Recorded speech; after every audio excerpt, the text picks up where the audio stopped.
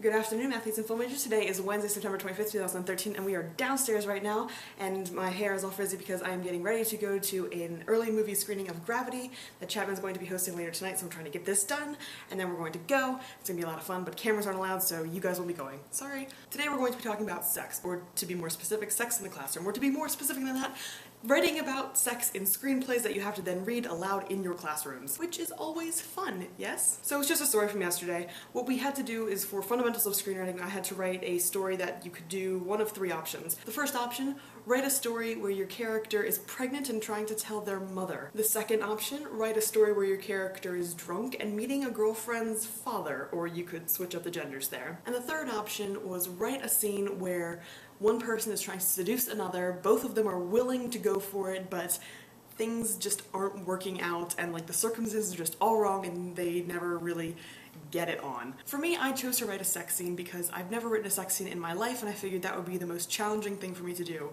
as far as like, you know, you can write somebody who's nervous about telling their mother they're pregnant, you can write somebody who's kind of like drunk, but writing a sex scene was something that I had never done, and I'm going to need to write sex scenes, or at least be able to verbalize a sex scene happening in a screenplay, because my feature screenplay is actually going to have potentially 2 sex scenes, which is always fun and interesting, right? Right, sex sells, it's great.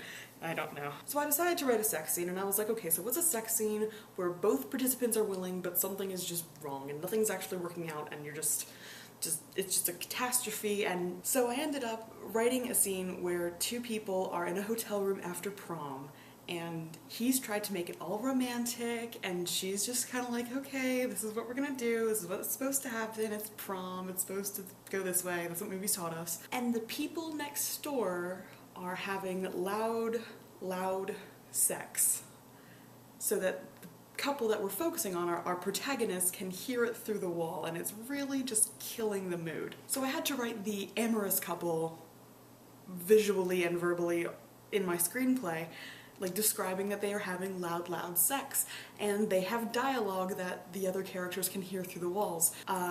In the script it said, you know, Kyle and Jenny are the people in the other room, and Jenny is saying something along the lines of like, oh yeah, Kyle, oh yeah, you know, kind of thing, that our protagonist can hear through the wall. And it's supposed to be funny, so it read that way, which was good as far as the class goes. I was just expecting, you know, classmates just kind of be like, oh yeah, Kyle, and, you know, we just move on from there, maybe a slight giggle. The person that I cast, Natalie, she did a great job. She got really into it, and it worked really well, and I mean, her acting was great.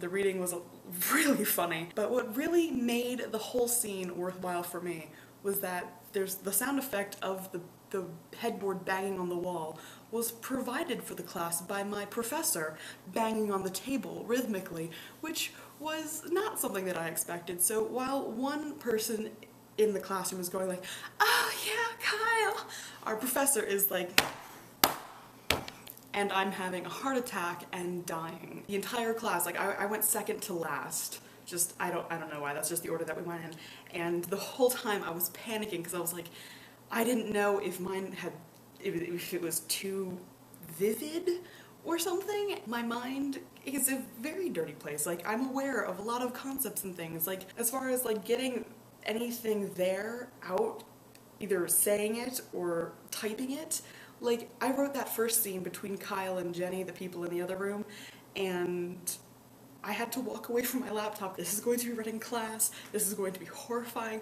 this is, oh my god, like, I was freaking out. But what I think is actually really cool about the experience is that, having done that, it's kind of like in my feature screenwriting class, the first day we had to say the worst thing we've ever done or our biggest regret, and we said that, and then like as a class it was a lot easier to share like our ideas for features and stuff because we've already shown our demons. So for this class I feel like it was actually a lot easier, for me now, it'll be a lot easier to go forward and share things and share exercises, because I've done this rather embarrassing screenplay that actually worked really well, and I was really nervous about it working, and people gave me positive feedback, which is always nice, always nice. Got some other feedback too, also always nice, very constructive class. I like the fact that we were able to get into it, we were able to have fun with it, which made it a lot less awkward for everybody in the room, including all of the people who were cast as like having sex with each other. Good experience and a lot of humor out of that class. I had a lot of fun doing it, and it was just, I don't know. Each class has had its like moment where it goes from like this is a class to like this is a community of people trying to do something good. And for me, that moment was yesterday, me getting through a sex scene. I was already pretty comfortable with the class, but now it's like, well, you've seen that, so it can't get any worse. Fun times, and I really enjoyed it, and it was a lot of fun, and now I'm going to go dry my hair, get ready for a screening of Gravity, which is exclusive to Chapman students, and such a cool opportunity, right? Susan, you happen to miss Friday, which means that I get to punish you. But here's the thing, I also already have a lot of punishments that I owe you because of your hiatus, so I have to think of a punishment that encompasses the hiatus and encompasses this, or come up with two punishments, like a large hiatus punishment and then a smaller this week punishment. Robert suggested that you should cut off your hand on screen, which, you know, I think that's a pretty big punishment, I'll agree, but it also seems a bit much. So I'll think of something, and maybe it'll just be that you have to come see Robert and I this weekend. I'm gonna try and head up to LA and hang out for a little while, and